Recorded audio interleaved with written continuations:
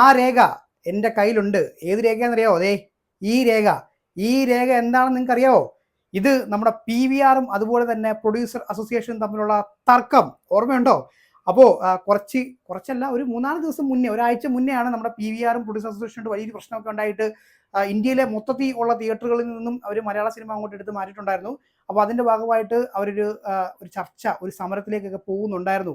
അങ്ങനെ നമ്മുടെ MA യൂസഫലി സാറൊക്കെ ഉൾപ്പെടെ ഇടപെട്ടിട്ട് ആ ഒരു പ്രശ്നം പരിഹരിച്ചിട്ട് ഇന്ത്യയിലുള്ള മറ്റ് തിയേറ്ററുകളിലെല്ലാം, കേരളത്തിൽ ഉൾപ്പെടെയുള്ള PVRന്റെ എല്ലാ തിയേറ്ററുകളിലും മലയാള സിനിമകൾ ഓപ്പൺ ചെയ്തിട്ടുണ്ടായിരുന്നു. പക്ഷേ 2 തിയേറ്ററുകളിൽ പ്രശ്നം പിന്നെയും ഉണ്ടായിരുന്നു. അവിടെ നിന്നാണ് ശരിക്കും പറഞ്ഞാൽ ഈ ഒരു പ്രശ്നം തുടങ്ങിയത്.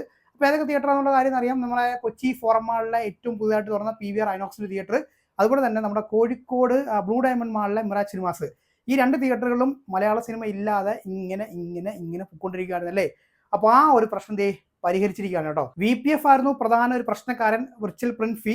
അപ്പോൾ കഴിഞ്ഞ ദിവസങ്ങളിലായിട്ട് നടന്ന ആ ഒരു ചർച്ചകളിലൂടെ അവർ ആ ഒരു കാര്യവും പരിഹരിച്ച് ഇപ്പോൾ, അതായത് നിങ്ങൾ ഇന്ന് ബുക്ക് മൈ ഷോ എടുത്ത് നോക്കുകയാണെന്നുണ്ടെങ്കിൽ നിങ്ങൾക്ക് ഇന്ന് നമ്മുടെ PVR ഫോറം മാള്, അതുപോലെ തന്നെ ബ്ലൂ ഡയമണ്ട് മാളിലെ മിറാജ് സിനിമാസ് നോക്കിക്കഴിഞ്ഞാൽ എല്ലാ മലയാള സിനിമകളും അവിടെ കാണാനായിട്ട് പറ്റും. ഇപ്പം തന്നെ ഓറഞ്ച് കത്തിയിട്ടുണ്ട്, ബുക്കിംഗ് ഓൾമോസ്റ്റ് ഫുള്ളാണ് കേട്ടോ. അപ്പോൾ ഓപ്പൺ ആക്കി കഴിഞ്ഞിരിക്കുകയാണ്. അപ്പോൾ അതിൻ്റെ കാര്യത്തിലൊക്കെ തീരുമാനമായിട്ടുണ്ട്. പിന്നെ ഒരു ഏറ്റവും ഇമ്പോർട്ടൻ്റ് ആയിട്ടുള്ള കാര്യം എന്താണെന്ന് വെച്ച് കഴിഞ്ഞാൽ 2025 മുതൽ ഈ ഒരു VPF ഉണ്ടായിരിക്കുന്നതല്ല എന്ന് പറയുന്നുണ്ട്. അപ്പോൾ അതിലൊരു വ്യക്തത വന്നിട്ടില്ല. അതായത് അപ്പം ഈ പ്ലാറ്റ്ഫോമുകൾക്ക് എന്ത് ലാഭമാണ്, അതായത് അവർ ചെയ്യുന്ന ജോലിക്ക് എന്ത് ഫീ ആണ് കൊടുക്കുന്നത് എന്നുള്ള കാര്യത്തിൽ ഇതൊന്നും വന്നിട്ടില്ല. ഇത് നിർത്തലാക്കും എന്ന് ഇങ്ങനെ പറഞ്ഞിട്ടുണ്ട് കേട്ടോ. അപ്പോൾ അത് അവരുടെ കാര്യമാണ്, അത് അവർ സംസാരിക്കട്ടെ അല്ലേ. അപ്പം നമുക്ക് വേണ്ടത് സിനിമ കാണുന്ന പരിപാടിയാണ്. അപ്പോൾ അതെന്തായാലും ഇത് സാധിച്ചിട്ടുണ്ട്.